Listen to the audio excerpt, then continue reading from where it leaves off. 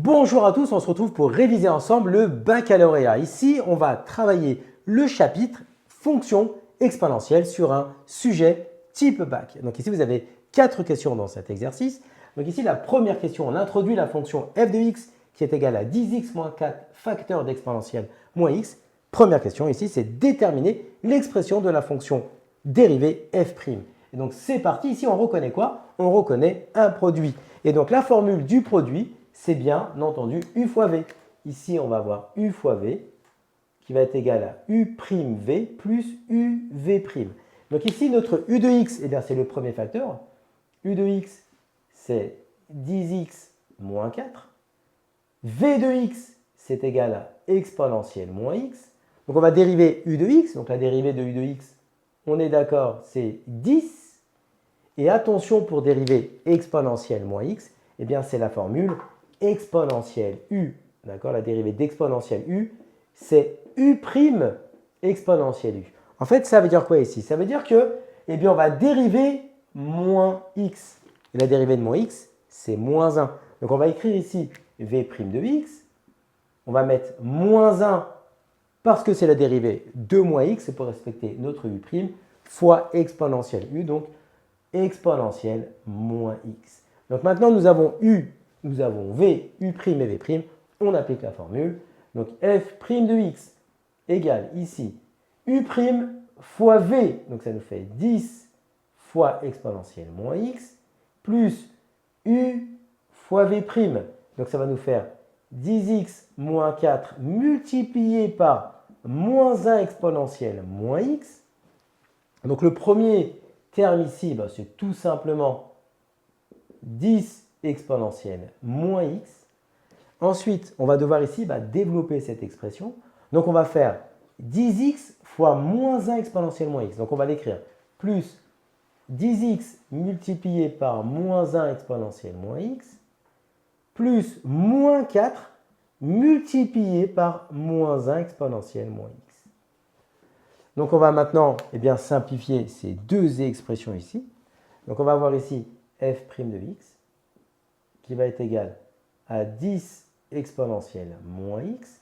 Ensuite, là, vous avez 10x fois moins 1 exponentielle moins x. Et puis, en fait, on va faire 10x fois moins 1, ça fait moins 10x, et on garde l'exponentielle x. D'accord, l'exponentielle moins x. Donc, ça va nous faire ici moins 10x exponentielle moins x. Ici, nous avons moins 4 fois moins 1 exponentielle moins x. Eh bien, moins 4 fois moins 1, ça va nous donner plus 4, et on garde l'exponentielle moins x. Donc, ça nous fait plus 4 exponentielle moins x. Et donc, on a maintenant, ici, la possibilité de pouvoir factoriser par les exponentielles. Donc là, vous avez exponentielle moins x. D'accord? Et donc, on va pouvoir factoriser maintenant par exponentielle moins x.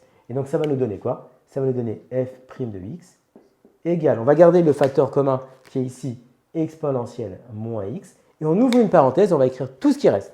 Donc, il va rester le 10 ici, le moins 10x et le plus 4. Donc, ça nous fait 10 moins 10x plus 4.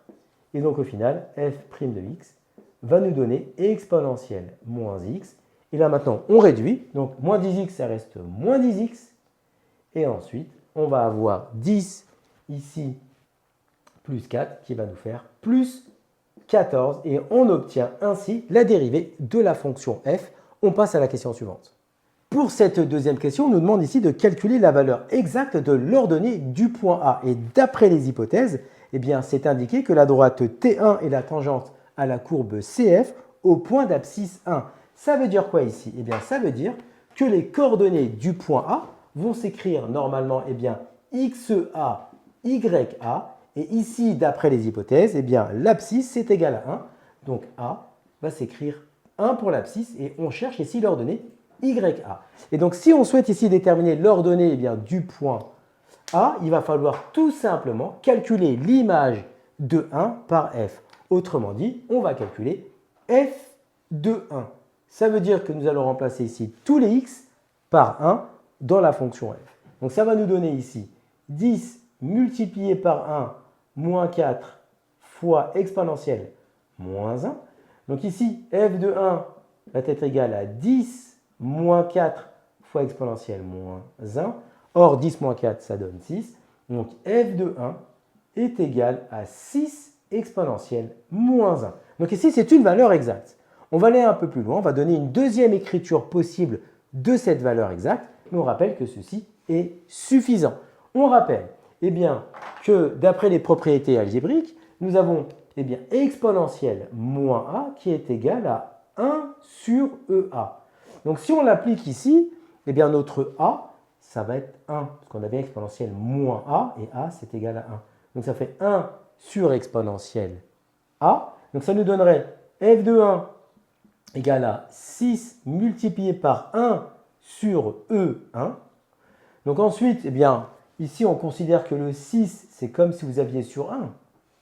D'accord, ça ne change rien, le quotient 6 sur 1 va donner 6. Et donc on va avoir finalement f de 1 égale, on va pouvoir multiplier les numérateurs entre eux et les dénominateurs entre eux. Donc ici on va avoir 6 pour le numérateur. Et au dénominateur, on va avoir 1 fois exponentielle 1, ça donne exponentielle 1. Mais exponentielle 1, on peut l'écrire tout simplement E. Et donc ici, vous avez une deuxième écriture possible de la valeur exacte de f de 1 qui est égale à 6 sur E. Autrement dit, il s'agit de l'ordonnée de notre point A. Donc l'abscisse 1, l'ordonnée, on va l'écrire soit de cette manière-là, soit de cette manière-là. À vous de voir. Donc ça fait 6 exponentielle moins 1. Et donc ça, c'était notre question numéro 2. On passe à la question numéro 3. Pour cette troisième question, ici, on souhaite calculer la valeur de f' de 1. À l'aide de la question numéro 1, on est en mesure de pouvoir répondre à cette question. Il suffit tout simplement, dans la dérivée, de remplacer tous les x par 1. Ça nous donne f' de 1 égale donc exponentielle moins 1 fois moins 10 multiplié par 1 plus 14. Donc f' de 1 est égal à exponentielle moins 1 multiplié par moins 10 plus 14. On rappelle que moins 10 plus 14, ici, ça va nous faire 4. Et donc, f' de 1 est égal à 4 exponentielle moins 1. Et donc, si on doit donner l'interprétation graphique de cette valeur, ici, vous avez la fonction f qui est tracée. On a la droite d'équation, la droite T1, la tangente à la courbe CF au point d'abscisse 1, qui est également tracée. Le f' de 1, ça correspond au coefficient directeur de cette tangente. Donc ça ici, c'est ce qu'il faut écrire. Ça correspond au coefficient directeur de la tangente. Et donc ici, on va pouvoir passer maintenant à la question numéro 4. Pour cette quatrième question ici, la courbe représentative de la fonction f suggère l'existence d'un maximum sur l'intervalle 1, 2. Quelle est la valeur exacte de ce maximum? Ce que je préconise pour cette question, c'est de dresser le tableau de variation de la fonction f pour vraiment qu'on justifie que nous avons un maximum et non pas en s'aidant de l'aspect graphique. Et en faisant le tableau de variation, on va ici être capable de pouvoir répondre à une question qui peut être similaire le jour de l'examen, dresser les variations de la fonction f. Et en même temps, ça nous permettra de répondre à la question ici pour connaître la valeur du maximum en l'occurrence. Donc en fait, on va faire le signe de la dérivée. Comment on va s'y prendre? Dans un premier temps, on rappelle que exponentielle moins x est strictement plus grand que 0. Donc quel que soit le réel x, l'exponentielle est strictement plus grand que 0. Donc maintenant, on va s'intéresser au signe de moins 10x plus 4. Parce que tout simplement, on va faire un tableau de variation ici qui va résumer tout ce qu'on va traiter sur les variations de f. Donc on travaille sur l'intervalle moins l'infini plus l'infini, bien sûr. Nous, on fera après un focus sur l'intervalle 1, 2, ce qui est demandé dans l'exercice. On va voir ici une ligne pour le signe de exponentielle moins x. Nous allons avoir ici une ligne pour le signe de moins 10x plus 14. Moins 10x plus 14. Et ensuite, nous allons avoir une ligne qui va traiter du signe de f' de x. Et enfin, on va pouvoir avoir les variations de f. Donc nous, en fait, on va justifier le tableau de variation complet. Et à travers ce tableau de variation, on va être capable d'avoir visuellement, grâce au tableau, le maximum, en l'occurrence dans cet exercice. Donc en fait, ici, on a fait pour la première ligne, exponentielle moins x, c'est strictement plus grand que 0 parce que c'est une exponentielle. Maintenant, on va s'intéresser au signe de moins 10x plus 4. Et moi, j'ai tendance, pour résoudre ce type en résoudre en inéquation. C'est-à-dire, on va faire moins 10x plus 4 supérieur ou égal à 0. Cela signifie en fait à partir de quel réel x, nous allons avoir l'expression moins 10x plus 4 qui est ici eh bien, supérieur ou égal à 0. Donc ça nous donne quoi ici? Ça nous donne moins 10x supérieur ou égal à moins 14. Ensuite, on va devoir diviser, d'accord, eh bien, par ici, comment dirais-je, par moins 10. Mais si on divise par un nombre négatif, attention, on doit changer le sens de l'inéquation. Donc, en fait, ça nous fait x, on a moins 14 divisé par moins 10. Et là, attention, on a changé ici le sens de l'inéquation parce que nous avons divisé ici par moins 10. Donc, ça nous donne au final, eh bien, x inférieur ou égal à 10 sur 14 parce que moins par moins, eh bien ici, ça nous donne ici plus. Et ensuite, on va simplifier, on va rendre irréductible la fraction. Donc, on va avoir ici 5 multiplié par 2 et 7 multiplié par 2. D'accord? Et donc, au final, il va nous rester eh bien, 5 septièmes. Et donc, dans le tableau de variation, on va mettre la valeur 5 septièmes. Donc, ici, il faut comprendre une chose, que lorsqu'on résout cette inéquation, on cherche à savoir à partir de quand l'expression est supérieure ou égale à 0. D'accord? Donc, elle est supérieure ou égale à 0 dès que x est inférieur ou égal à 5 septièmes. Mais ça signifie également que eh bien, l'expression moins 10x plus 14 va s'annuler en 5 septièmes. C'est pour ça qu'en fait, ici, vous allez avoir un 0. Et pour la dérivée, ici, nous avons un 0. Et donc maintenant, on va pouvoir faire le signe. On a dit dans un premier temps que l'exponentielle, eh bien, c'est toujours positif. Donc ici, nous allons avoir plus et plus. Pour la deuxième ligne, comprenons que cette expression est positive dès que x est inférieur ou égal à 5 septièmes. On va mettre un signe plus dans cette ligne-là, dès que le x est inférieur ou égal à 5 septièmes. On peut également, un autre moyen mémotechnique, quand je ne dis pas mémotechnique, mais une petite technique, nous on cherche toujours supérieur ou égal à 0, c'est-à-dire en fait on cherche en priorité à mettre le signe plus. Et en fait, il faut bien être vigilant lorsqu'on divise eh bien, par un nombre négatif, on change le sens de l'inéquation. Là, vous avez l'inéquation, et là, en fait, ça pointe, vous avez vu le bout de mon inégalité, là, ça pointe à gauche.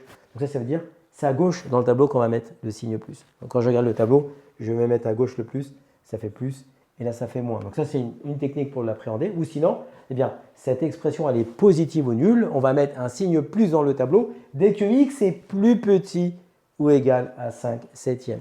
Donc on obtient ces deux lignes-là. Maintenant, on est capable de pouvoir faire la troisième ligne, parce que nous avons ici, on n'oublie pas, un produit. Et donc ça nous fait plus par plus, ça laisse plus, et plus par moins devient ici moins. Et donc ensuite, lorsqu'une fonction eh bien, dérivée est positive sur un intervalle, la fonction elle est bien ici croissante. Et si une fonction dérivée est négative, si f' est négative sur un intervalle, eh bien sur ce même intervalle-là, la fonction f va être décroissante. Et donc nous avons bien ici une fonction qui est croissante, une fonction qui est décroissante. Donc nous avons bien ici un maximum. Et en fait, nous, on travaille sur quel intervalle? On nous demande de travailler sur l'intervalle 1, 2. Mais 5 septièmes, c'est un nombre qui est plus petit que 1. Donc on est bien entre 0 et 1. Et donc dans la question numéro 4, on nous demandait de chercher la valeur du maximum. En fait, pour quelle valeur la fonction avait un maximum? Eh bien, la fonction va atteindre un maximum lorsque x va être égal à 5 septièmes. C'est ce qu'on attend ici comme réponse. Donc le maximum est atteint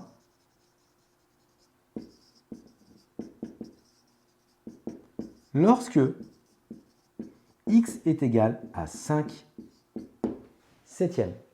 Comme tu as kiffé la vidéo et que tu veux des bonnes notes en maths, alors tu mets un pouce bleu, tu t'abonnes à notre chaîne, tu poses un commentaire, on y répond sans problème. Ensuite, on t'embarque avec nous sur g20enmaths.com. Des exercices corrigés, des détails de ouf avec ça. Plus d'excuses pour pas avoir de bonnes notes en maths. Et bien sûr, rendez-vous sur nos réseaux sociaux.